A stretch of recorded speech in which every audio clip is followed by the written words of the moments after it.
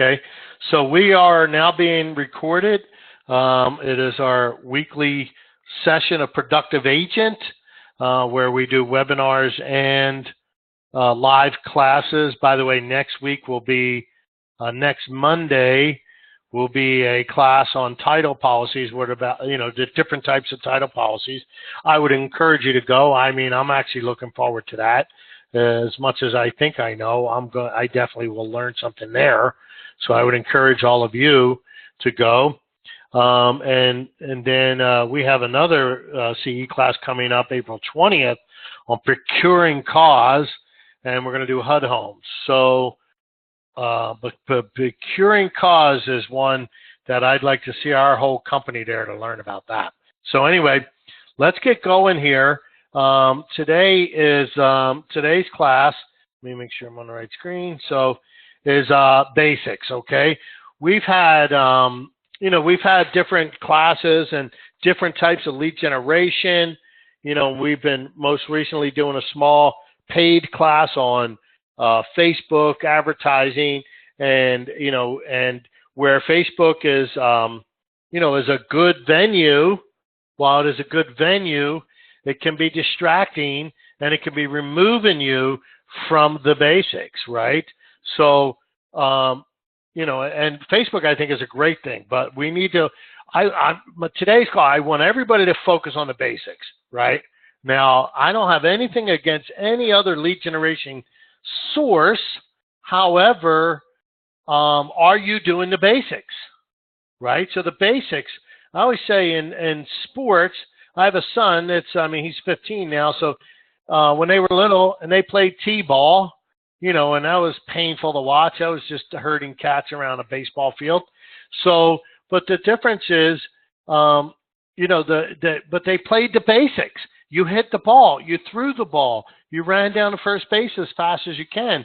He's older now. Now they got pitchers with 3 pitches, and they're picking off guys stealing bases, but they're still doing the fundamentals. They're still hitting the ball. They're still throwing the ball, and they're still running to first base as fast as they can. Although their levels have increased, the level of competition has dramatically increased to where their games are actually fun to go watch. But it's still the basics. I mean, when we go to practice, it's still the basics. Same thing in football. It's all about tackling and, running the ball and tackling and blocking.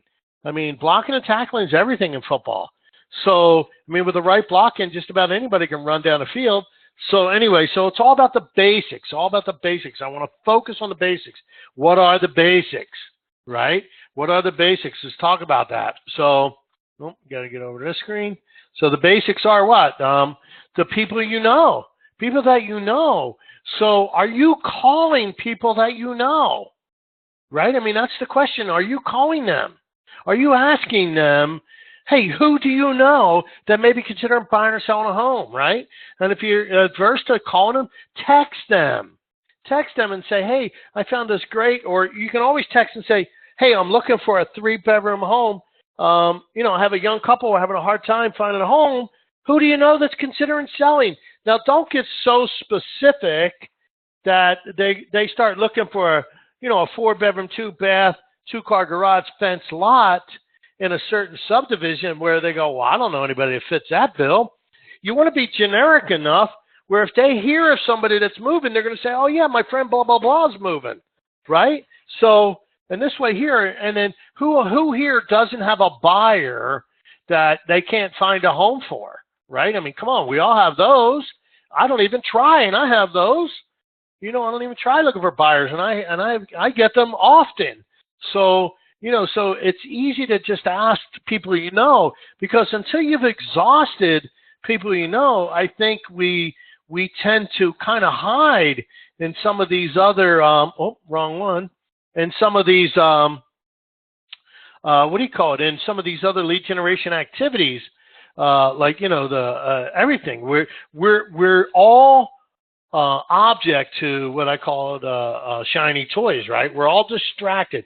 We're all very easily distracted. That's just who we are by nature. The nature of people that are self-employed salespeople are always going to be distracted by just things, right? Shiny toys, if you will.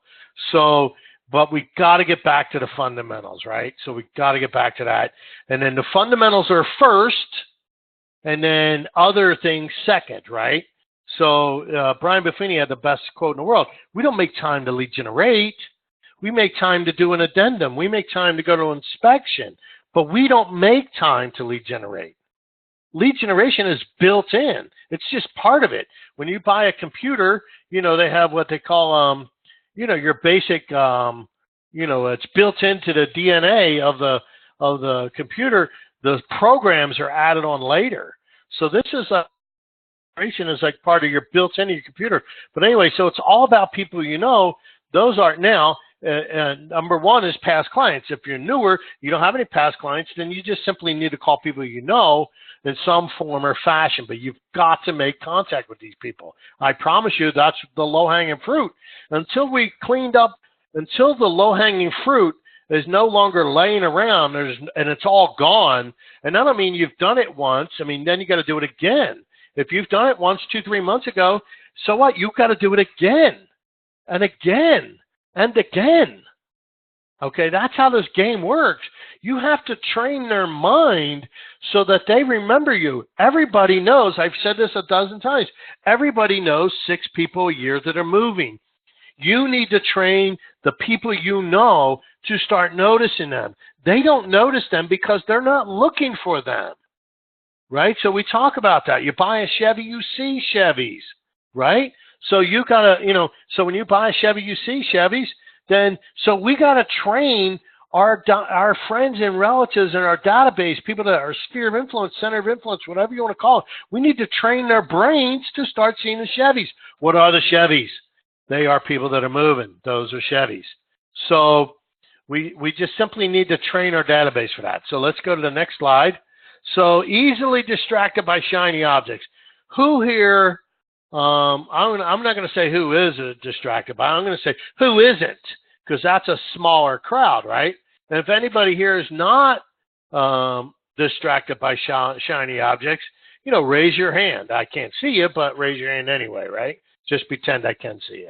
I hacked into your computer. I have your webcam turned on, and it is being broadcasted on the internet. No, I'm kidding. So anyway, so just think about that, right? So are you easily distracted? Yes. You've got to stay focused, right? You've got to. How many among us have a schedule, and including myself? I have my distraction recently is having so many programs that I'm teaching that I don't have my, I don't have lead generation on my schedule. I don't have prospecting on my recruiting calls on my schedule.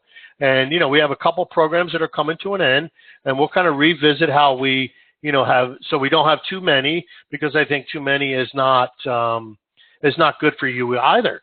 So and then next thing you know, we become classroom junkies, and then classroom junkies, you wind up spending too much time in a classroom, which is my fault because I'm giving you too many training sessions. So we're going to revisit some of that stuff. But you gotta be focused on the basics, right? So let's talk about the shiny toys. What are they? Magic websites. Instead of magic beans, we have magic websites, right? So everything but the basics on. I keep forgetting why that does that, but I have to fix that. But anyway, so everything should have been everything but the basics, and that's a shiny toy. Everything but the basics. Basics are boring. Let's face it. The basics are boring. However, the real money is in repetitious boredom. That's the real money. Okay? When I first became what I call a prospecting agent, it was in the business for a few years. It was when I moved to Utah. I moved to Utah in 95. My daughter was a year old. So it was a year after my daughter was born. She wasn't even quite a year. And it was in 1998 when I went to Merrick Ferry Productivity School.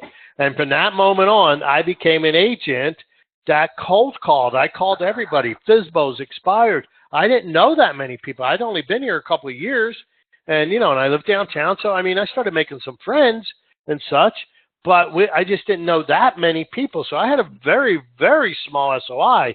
But I spent every day on the phone, and I mean every day, couple hours a day, calling people I didn't know every day, day in, day out, day in and day out. Was it boring? Oh, you bet you it was. But remember, it is the accumulation of everything you do that it gets you where you are today. So remember this thought. You are the sum of all your thoughts. Right? You are the sum of all your thoughts. So wherever you are today is because of you and your thoughts. So if you don't have, I posted that quote. I still haven't really nailed the great quote for it, but I was talking to one of our coaching clients, and I mentioned something, and they were kind of like, maybe not, maybe that doesn't work. It doesn't work for me. That kind of pushback. And I'm thinking to myself, wow, based on your production, should you be listening to you? Right? I mean, so I'm trying to get my quote, should you listen to your self-talk if you're not where you want to be? And none of us, I don't think, are where we actually want to be. I mean, we are where we are because of us, not because of anyone else. We are where we are because we are the sum of all of our thoughts and our activities and actions, but everything goes back to thoughts. So you got to remember, you got to stick to the basics. Stick to the basics. The pros in the NFL, guys that are signing 7-digit annual contracts.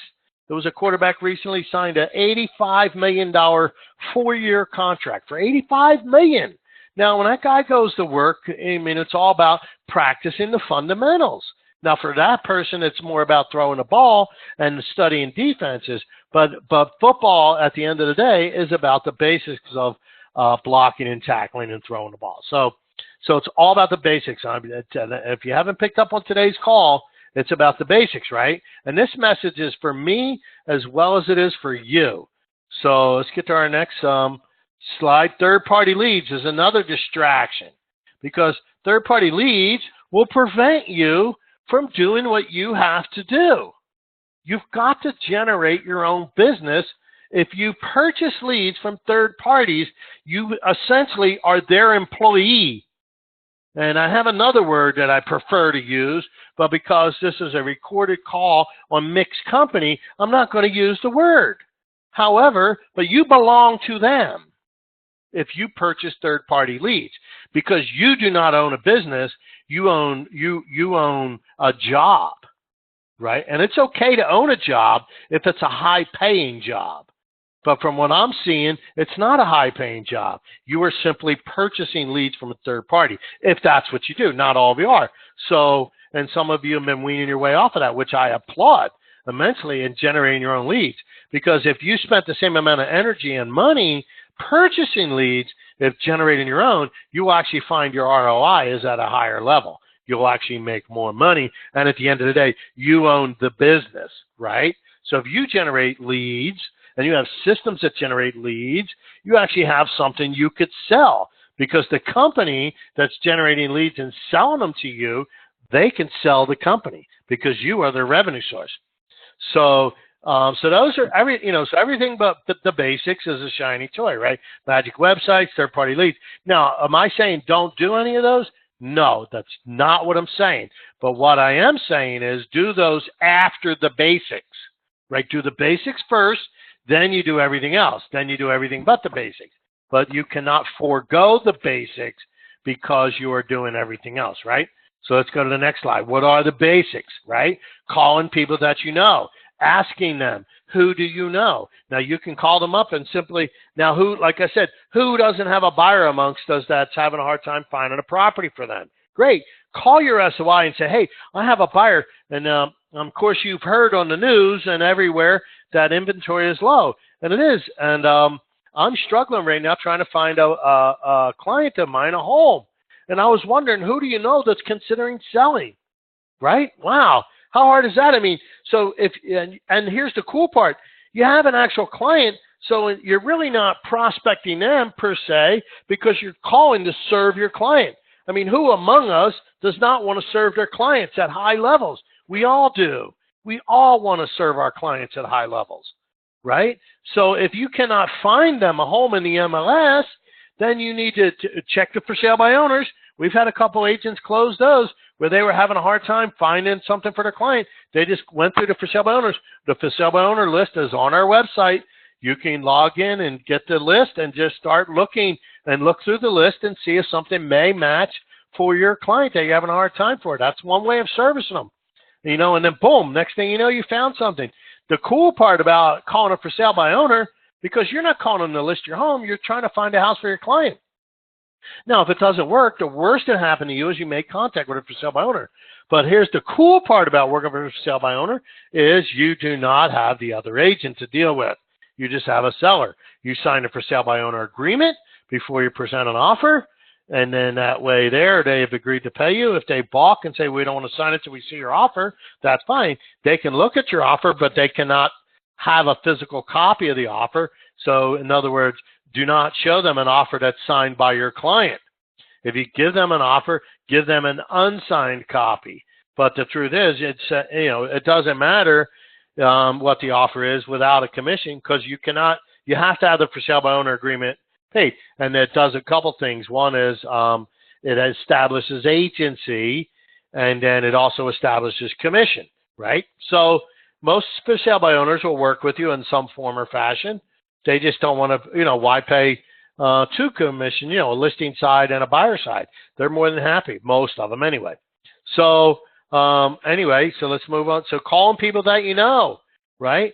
Asking them for referrals. Remember, they know people that are moving, right? So when you call them up and ask them, they're going to go, I can't think of anybody.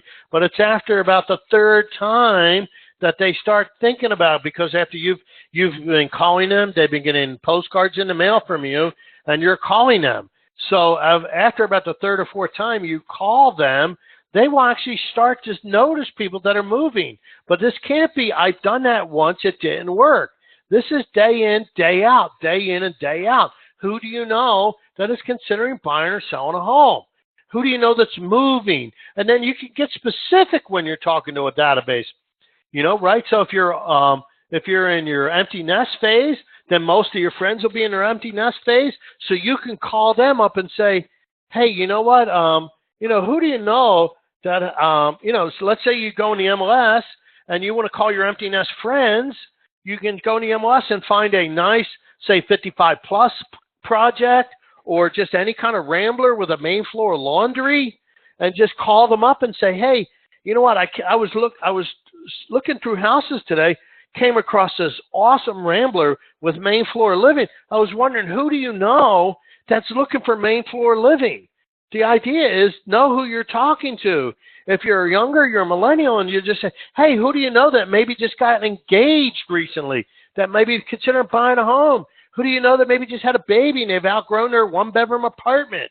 It was cute when the baby was born. Everybody slept in the same room. They start getting a little older, and they start to smell. And then it's like, all right, it's time to get them their own room. So, there's an audience. The key is you just got to know who it is you're talking to, and then kind of phrase your questions of referrals based on who they are, right? Who do you know? Right? So who do you know that maybe got engaged? So if you're talking to young people, their friends are the ones that are engaged having babies. If you're talking to empty nesters, those are the ones that are looking for, the one level living. Or, say, hey, I found this really nice starter home. I was wondering, who do you know that's got kids at home that are looking to buy a home? And the parents are like, I got some people in my basement and I got a down payment to get them out of here. So, just kind of know your audience, right? So, but you have to always be asking them for referrals. And it is multiple times. Not I tried that once, it didn't work. That is one of the things that and again, I'm going to go back to my days. And here's the thing, as well as good as I am with the scripts, a lot of you have role played with me. I had a coach that told me one time, Rob, I never met anybody that made as many calls as you and didn't get anywhere. Right? Can you imagine that? Right? Based on the skill level you guys have seen me project to you, that I was at the point where he's like, I can't believe that somebody can make that many calls and not get anywhere. Right? So then I had a coach later on, one day say to me, couldn't figure out why I made so many calls and I had so few listings. And then he finally said, well, tell me about your lead follow-up program. To which I replied, what's that? He goes, are you kidding me? And I said, well, you never told me to follow up. You said, call them. So I did. He said, and it was like an eye-opener for my coach that I didn't have a lead follow-up program. So if somebody is interested and raised their hand in some form or fashion, you've got to follow up with them 6, 7, 8, 9 times. The studies show that it's the 7th time that actually gets the deal. The 7th time, think about that, the 7th time, right? And you're like, I tried it once, it didn't work. Well, you're right, it didn't work if you did it once. It's the 7th time. So you've got to get on the phone. You've got to pound these people. I mean, and I don't mean to pound them in a way that you're annoying to them. It's just a phone conversation. Hey, you call it up and say, hey, it's me, Rob. And, a couple of weeks ago, you mentioned something about you're considering selling your home. I was just wondering, where are you in the process? And they'll tell you, right? They'll tell you. And then you qualify them. So, okay. So you're waiting for a spouse to graduate college, because once they graduate college, they're going to have, more time and then there'll be more income taking place. Well, that's a great reason. So yeah, we're living in an apartment. We got one kid, we're in a 2-bedroom, but we want to have more kids. And my one spouse is in college, but as soon as they graduate, they're going to make more money. And then we're going to really look to buy a home.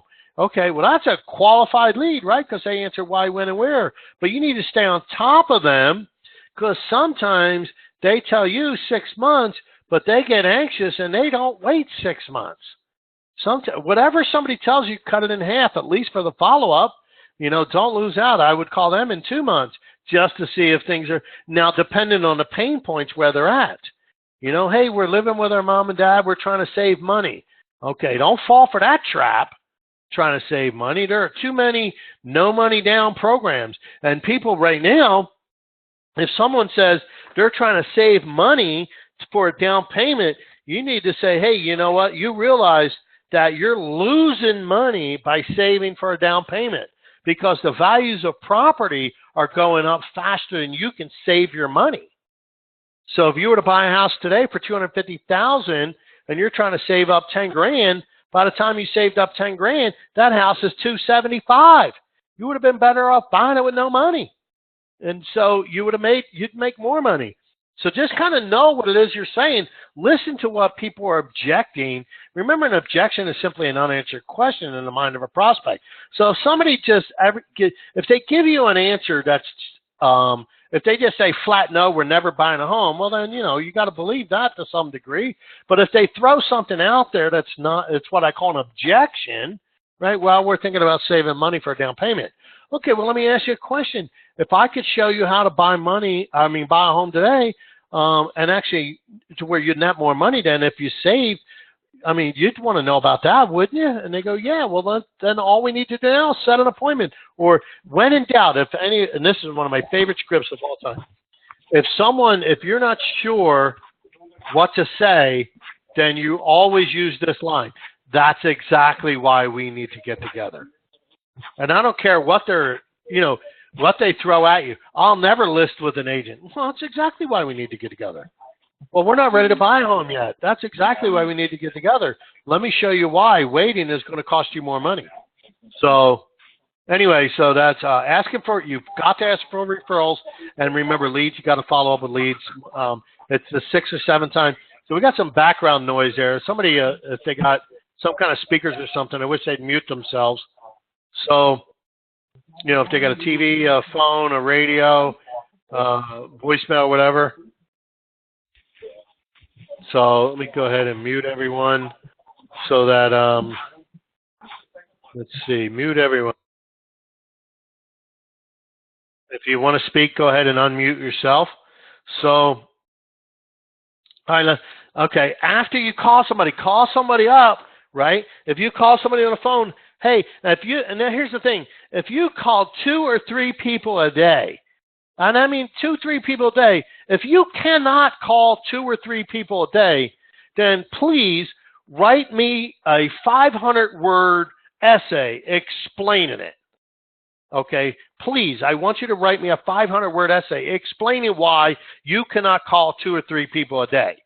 Okay, saw a great Facebook quote that said, the most expensive thing you've ever manufactured was an excuse.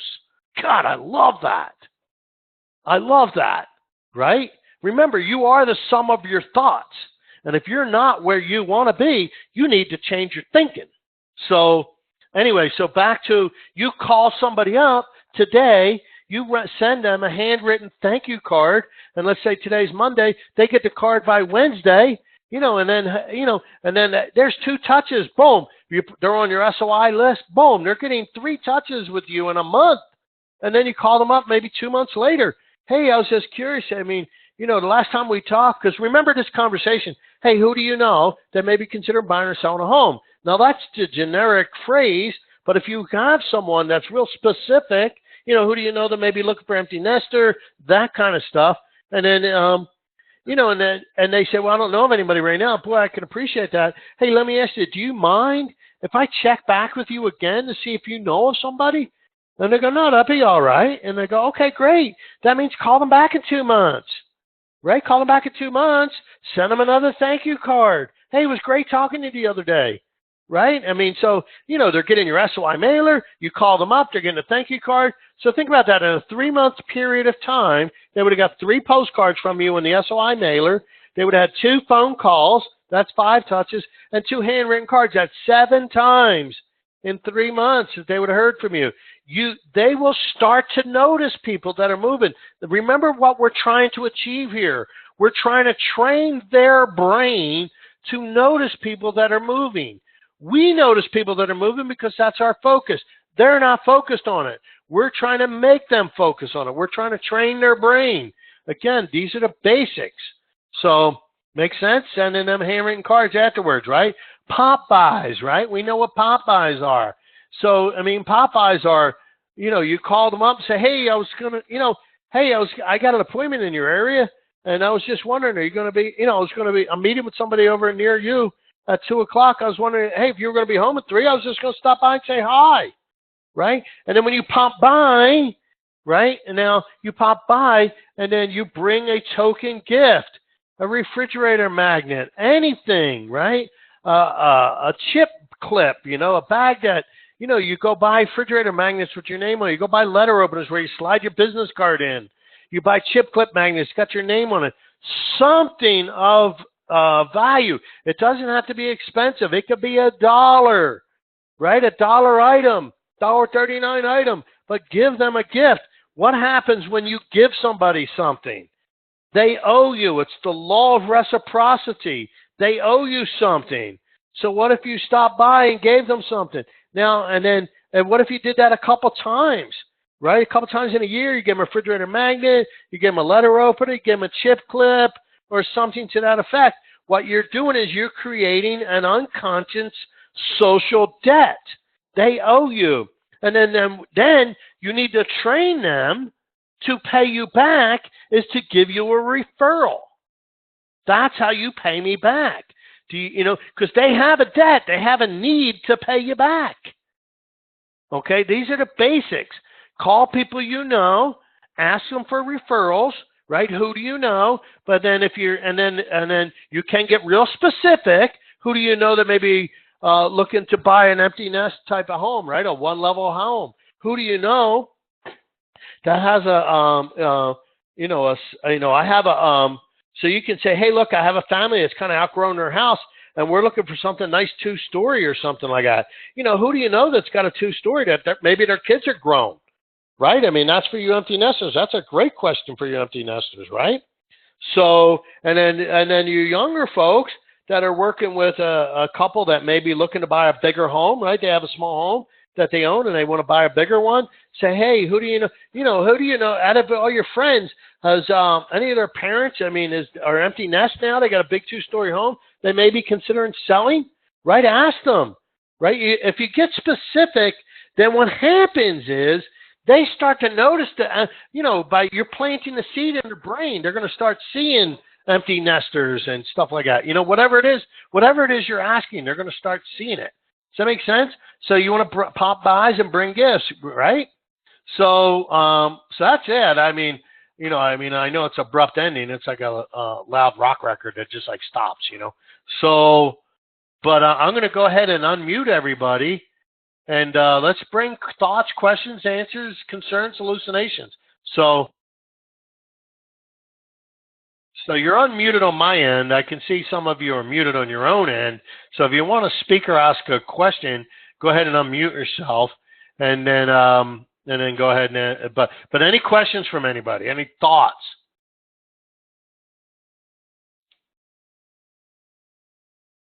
That's a nobody, right? Am I on a call by myself?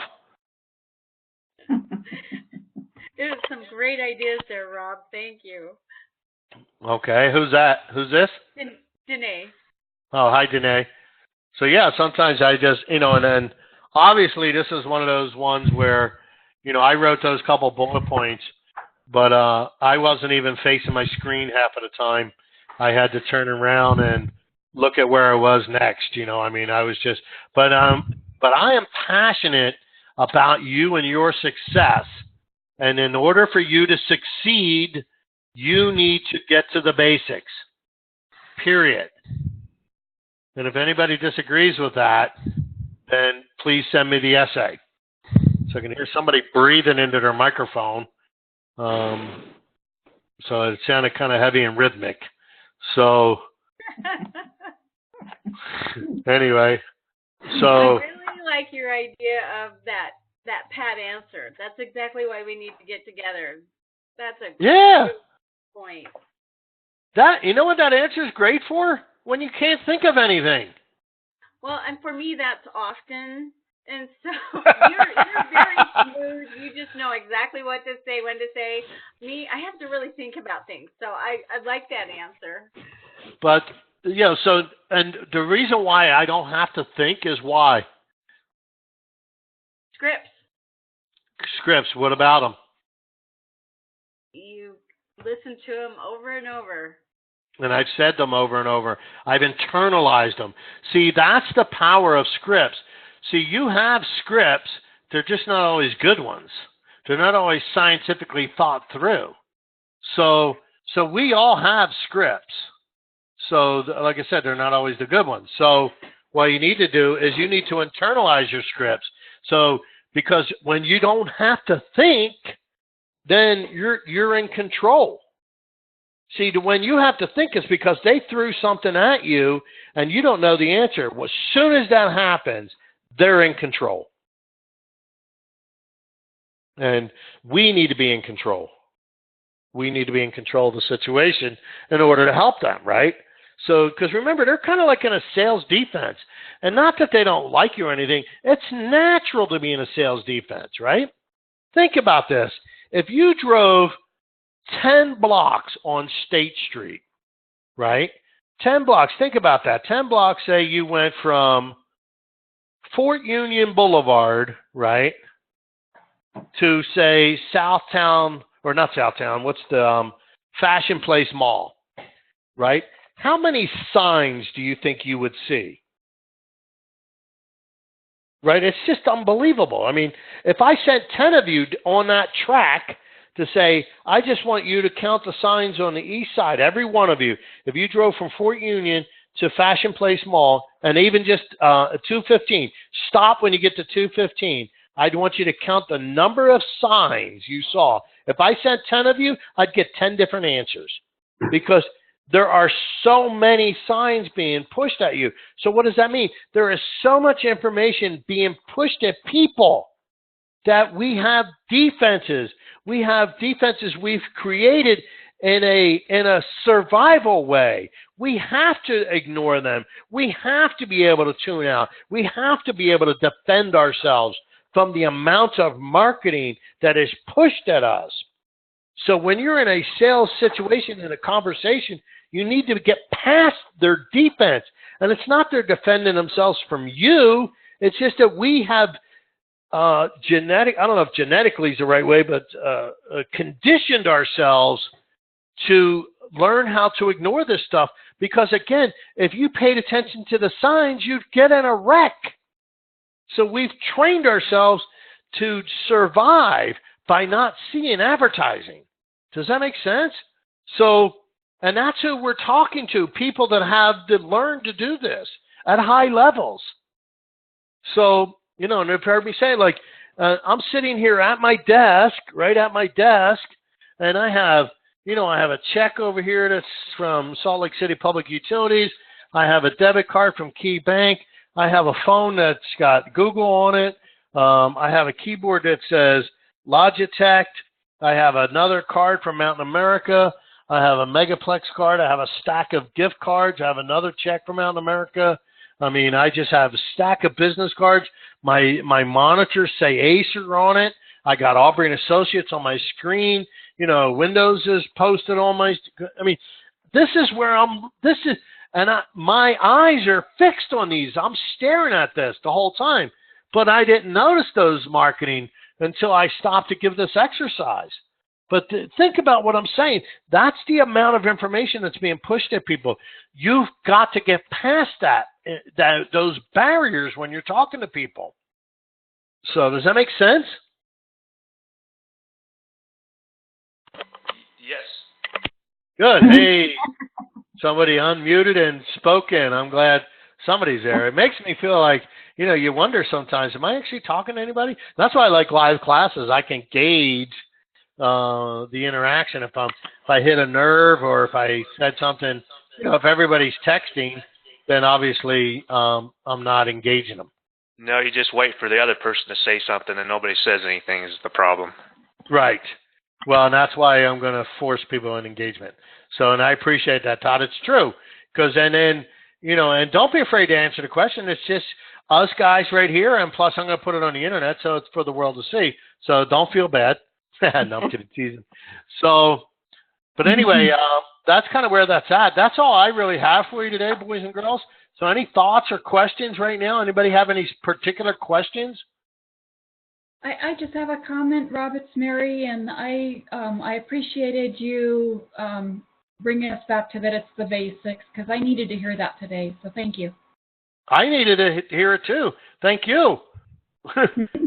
Right? So a lot of times I'm preaching to me more than I am to you, right? So, but I felt we all needed it. I mean, because, and I started noticing it.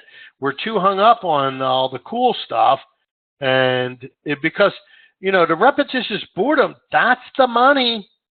I'm kidding. I kid you not. Repetitious boredom, that's the money. If you want to make money, you've got to master it. Got to master it. Day in and day out, day in and day out. So, without further ado, if there aren't any other questions, I'm going to go ahead and get back to my task. I have a couple things to do, and then I got to get back onto my lead generation. So, and as always, I'm around. You all know my number. I hope it's programmed in your phone where you can just speed dial and get a hold of me right away. But in the meantime, I'm going to say goodbye. I'm going to end the recording first, and then let's see, stop recording.